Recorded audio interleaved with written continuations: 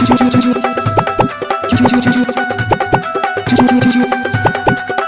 जेतोगे एगो चुम्मा ने दे दीजिए तो छुटू जेतोगे।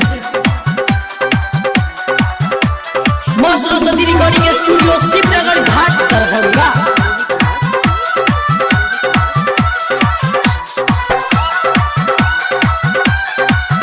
सिंगिंग बाय निर्धन निशानी।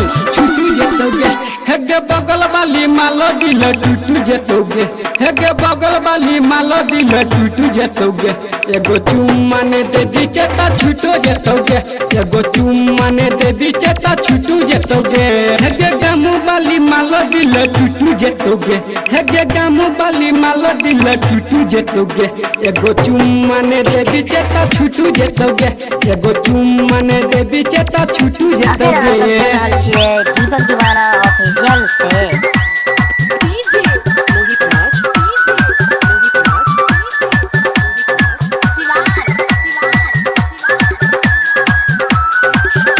एगो चुम्मा ने दे दीजिए तो छुटू जेतोगे एगो चुम्मा ने दे दीजिए तो छुटू जेतोगे।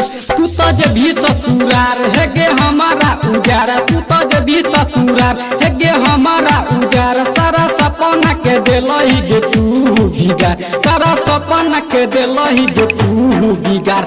एगो चुम्मा नहीं देबी दिल है दो आर पार एगो चुम्मा नहीं देबी दिल है दो आर पार एगो चुम्मा नहीं देबी दिल है दो आर पार।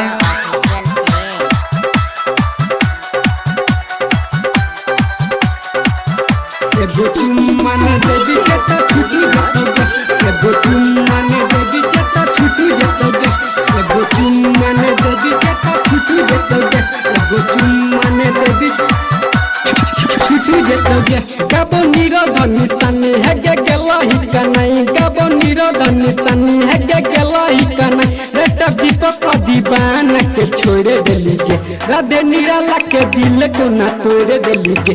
रेट दीपक दीवाना के छोड़े देली गे। एगो चुम्मा नहीं देली हमरा छोड़ गेली गे एगो चुम्मा नहीं देली हमरा छोड़ गेली गे। हेगे गामू वाली मालो दिल तोड़ गेली गे हेगे गामू वाली मालो दिल तोड़ गेली गे।